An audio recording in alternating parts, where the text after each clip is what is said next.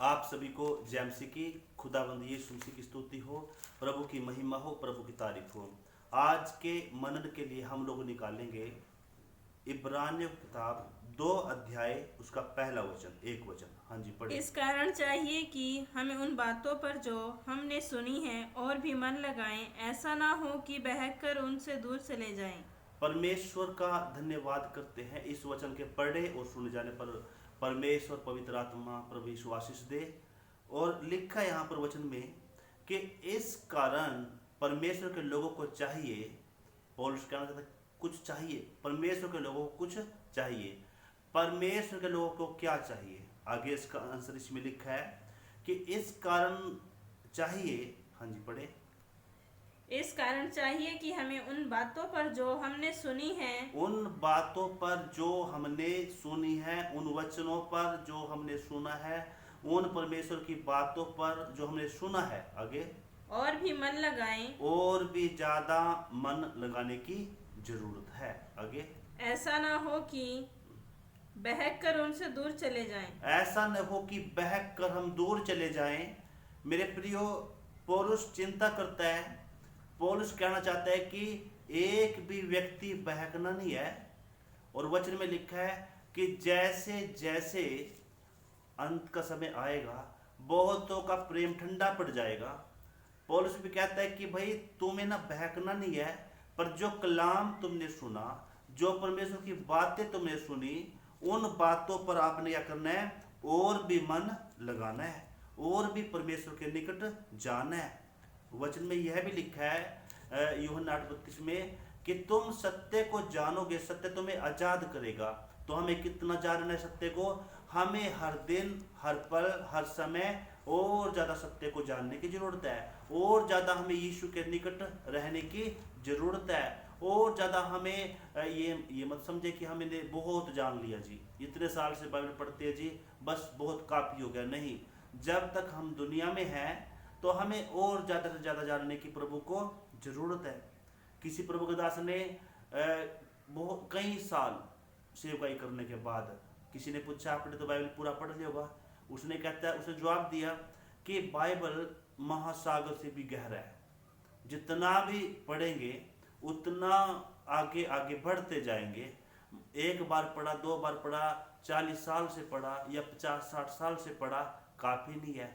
हमें और ज्यादा इसमें गहराई से गहराई मिलती है। हमें और ज्यादा परमेश्वर में बढ़ना है, और ज्यादा खुदा के निकटता में रहना है। तो पौलुस कहता है कि आपको जो है ना, ऐसा न हो कि आप बहक कर दूर चले जाएं, ऐसा न हो। क्योंकि बहकाने वाली आत्माएं हैं, बहकाने वाली स्पिरिट घूमता है। तो हम ऐसी बातें भी आती है जो बहकाने के लिए होती है, तो बहकते भी है प्रभु के बहुत सारे लोग। परंतु पौलुस कहता है आपको बहकना नहीं है, परंतु और ज्यादा परमेश्वर के निकट रहने की जरूरत है। परमेश्वर भी ही चाहता है कि हम और निकटता में रहें। परमेश्वर चाहता है कि और ज्यादा हम परमेश्वर सेवा करें, और ज्यादा हम खुदा के निकट रहें, ये भी चाहते हैं। क्योंकि 4 वचन में इस प्रकार लिखा है। हाँ जी, 4 वचन। और साथ ही परमेश्वर भी अपनी इच्छा के अनुसार चिन्ह और अद्भुत कामों और नाना प्रकार के सामर्थ के कामों और पवित्र आत्मा के वरदानों के बांटने के द्वारा इसकी गवाही देता रहा। परमेश्वर सामर्थ के काम करता रहा, पवित्र आत्मा के वरदान देता रहा, इसी कारण देता रहा ताकि परमेश्वर के लोग जागृत रहें और परमेश्वर के निकटता में रहें, परमेश्वर से दूर न जाएं। चिन्हों और अद्भुत कामों के द्वारा परमेश्वर बड़े बड़े काम किया, इसी कारण किया ताकि परमेश्वर के लोग परमेश्वर में मिले रहें और जागृत रहें। तो प्रभु चाहता है कि हम पौलुस चाहता है कि हम परमेश्वर के निकट रहें, परमेश्वर के साथ साथ रहें। बहुत सारी बातें आती हैं कि हम दूर होने की संभावना होती है परमेश्वर से, पर पौलुस एक जगह लिखता है रोमियो 5:3 में लिखा है कि वरन यही नहीं, क्लेशों पर भी हमें घमंड करना चाहिए। यदि इंसान के पास क्लेश आ गया, स्ताव आ गया, परेशानी आ गई, या कोई दुख तकलीफ आ भी गई, तो हमें घबराने की जरूरत नहीं। पौलुस कहता है कि हम शांति की बातों पर तो घमंड करते हैं, चंगाई की बातों पर घमंड करते हैं, अद्भुत बातों पर हम बहुत, हमारे पास अच्छा घर है, अच्छी चंगाई है, तंदुरुस्ती है, हम बहुत बातों पर घमंड करते होंगे। परंतु रियलिटी में लिखा है कि परमेश्वर पर घमंड करें, या आगे लिखा है क्लेशों पर भी घमंड करना चाहिए। वरन यही नहीं, हमें क्लेशों पर भी घमंड करें। क्लेश आ गया तो प्रभु से दूर जाने की कोई भी जरूरत नहीं। क्लेश आ गया, खुदा से दूर होने की जरूरत नहीं, बल्कि परमेश्वर के साथ साथ रहें और उन दुखों को भी लेकर प्रभु की महिमा करें। अय्यूब के ऊपर संकट दुख आया तो उसने कहा, हे पिता तूने दिया तूने लिया, तेरा धन्यवाद। हमें भी ऐसा ही एक अच्छा करैक्टर बनने की, एक अच्छा स्वभाव दिखाने की प्रभु में जरूरत है। बाइबल के अंदर उत्पत्ति की किताब 37 अध्याय उसमें पढ़ते हैं कि जो यूसुफ था, यूसुफ बचपन में जवानी से ही परमेश्वर के साथ रहा, और जब से उसका वृत्तांत मिलता है तो उसकी एज 17 साल की है जब से उसके बारे में दिखाया गया, यूसुफ के बारे में दिखाया गया। और यूसुफ के बारे में इस प्रकार लिखा है 37 का 2 वचन। हाँ जी। याकूब के वंश का वृत्तांत यह है। उत्पत्ति 37 का 2 में लिखा है कि याकूब के वंश का वृत्तांत यह है, इस प्रकार है। हाँ जी। यूसुफ 17 वर्ष का होकर अपने भाइयों के संग भेड़ बकरियों को चराता था। यूसुफ जो है अपने भाइयों के साथ मिलकर भेड़ बकरी चराता था, तो उसकी उम्र समय 17 साल की थी। हाँ जी।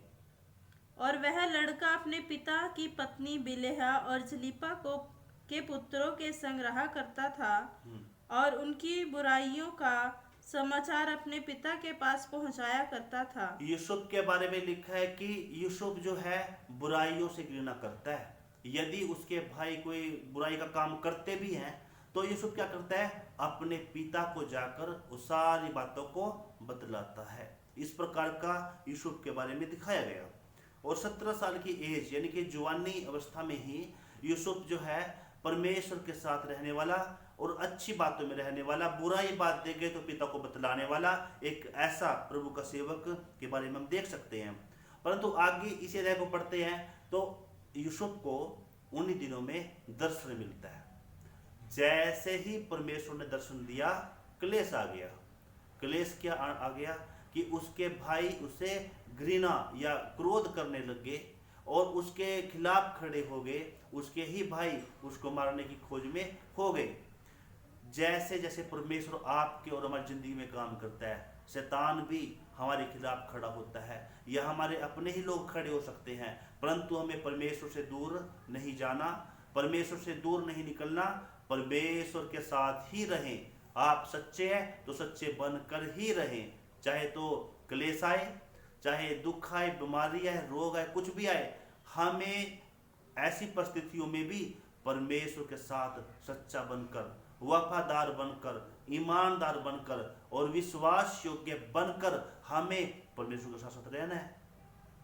यूसुफ क्या किया, ऐसी परिस्थितियों में भी, ऐसी विकट परिस्थितियों में भी यूसुफ परमेश्वर के साथ ही रहा। उसके भाइयों ने गड्ढे में गिराया, फिर निकाल कर बेच दिया, और आगे जाके उन व्यापारियों ने भी मंडी में जाकर बेच दिया। और जब आगे आगे बेचते गए, आगे आगे लेकर गए और पोती के घर में रख दिया। उसके बाद उसके कुछ साल वहाँ काम किया, उसके बाद उसको जेल खाने में भी जाना पड़ा। उसके ऊपर इल्ज़ाम आया, इल्ज़ाम ले लिया मगर पाप नहीं किया। इस प्रकार का जीवन, बेच दिया तो भी परमेश्वर को नहीं छोड़ा, दूर नहीं गया।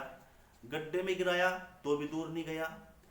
किसी मंडी गया, दास मंडी में, तब भी दूर नहीं गया। किसी के घर में काम करता है, पोतीपर के घर में, तब भी परमेश्वर से दूर नहीं गया। जेल खाने में गया तब भी परमेश्वर से दूर नहीं गया।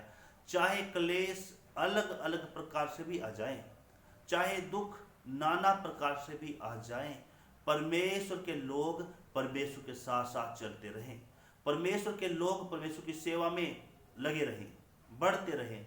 वचन में इस प्रकार लिखा है कि जब 41वां अध्याय का 40 वचन पढ़ते हैं, उत्पत्ति किताब 41 का 40 वचन में इस प्रकार लिखा है, जब यूसुफ का समय पूरा हो गया, जेल में से जब बाहर निकाला गया, प्रधानमंत्री वो बना, तब उसकी उम्र कितनी हुई? हाँ जी, ऊपर सकते। जब यूसुफ मिस्र के राजा फिरौन के सम्मुख खड़ा हुआ तब वह 30 वर्ष का था। वह फिरौन बच्ची यूसुफ जब प्रधानमंत्री बना मिस्र में, तो उसकी उम्र उस समय 30 साल की थी। जब परमेश्वर ने दर्शन दिया या परमेश्वर के साथ याकूब के साथ रहा, उस समय में भेड़ बकरी चलाता, उन दिनों में 17 साल की उम्र। मगर जब प्रधानमंत्री बना 30 साल की उम्र। 13 साल एक व्यक्ति ने बड़ा क्लेश उठाया, संकट, नाना प्रकार के दुख उठाया। जब गड्ढे में गिराया तो रोया होगा, बेच दिया तो सफर में लेकर कितना रोया होगा, दास मंडी में खड़ा कितना रोया होगा, जब जेल में गया तो कितना रोया, बहुत ज्यादा। परंतु जितना धरती के नीचे गया उतना ही परमेश्वर ने उसको ऊंचा भी मंच दिया, स्टेज दिया, आशीष दिया। हमें यदि गिरने का संभावना भी है तो वचन में लिखा है, धर्मी 7 बार भी गिरे तो भी उठेगा, क्योंकि उठाने वाला जिंदा खुदा साथ है। दुष्ट एक ही बार में खत्म होने वाला। प्रभु का धन्यवाद करते हैं। क्लेश भी आए, दुख भी आए, बीमारी भी आए, दुष्ट आत्मा भी आए, कुछ भी आए, परमेश्वर से दूर ना जाए, पास जाए, परमेश्वर के निकटता में रहे, उससे दुआ बंदगी करे। यूसुफ के समान परमेश्वर आपकी भी सुधि लेगा। समय आएगा जब परमेश्वर आपके लिए बड़ा काम करेगा। विरोध, गड्ढे में गिराने वाले भी झुकते हैं, झुकेंगे। दूर करने वालों के ऊपर भी परमेश्वर अधिकारी बनाता है। जेल में जिसके कारण से गए उसी एरिया में भी अधिकारी बनाते हैं, आशीष देता है। आपको क्लेश होगा, परेशानी होगा, पर दूर ना जाएं, परमेश्वर के निकटता में रहें, परमेश्वर के साथ साथ रहें, प्रभु के भवन में लगातार बने रहें, प्रार्थना का जीवन रखें, वचन पढ़ने का जीवन रखें, प्रभु के संग रहें, तो परमेश्वर समय पर आपको ब्लेस करेगा। जरूर उचित समय पर परमेश्वर आपको बढ़ाएगा। प्रभु को धन्यवाद हो। God bless you. प्रार्थना करेंगे। पिता, हम आपका धन्यवाद करते हैं आज के मनन के लिए। जो भी हमने मनन किया, हे परमेश्वर, वचन में लिखा है कि हम क्लेशों पर भी घमंड करें, दुखों पर भी घमंड करें। अय्यूब ने घमंड किया खुदा पर, जो दुख आया धन्यवाद किया। हे प्रभु, यूसुफ ने भी बड़े दुखों को ले लिया, बड़े क्लेश को ले लिया, पर परमेश्वर आपको नहीं छोड़ा। और उसके बारे में गवाही दिया गया कि यहोवा का आत्मा इसके अंदर बसता है। हे परमेश्वर, दुनिया पहचानने में चाहे भूल करे, परंतु आप उचित समय पर काम करेंगे। सुनने वाले के हर एक के लिए प्रभु, चाहे कोई किसी भी परिस्थिति में हो, वो यूसुफ के समान दुख उठाता होगा या क्लेश उठाता होगा या लोग दोष लगाकर उसको जेल में डालते होंगे, परंतु पिता, आप अपने लोगों पर दया कर, आप हर एक को ब्लेस करें, अपनी सामर्थ से भरे और प्रभु इतर आत्मा से भरे। हे पिता, सब पर कृपा करे, अनुग्रह करना, और ये जब वचन सुनते हैं आशीष का कारण ठहरे। हम सब पर दया करे।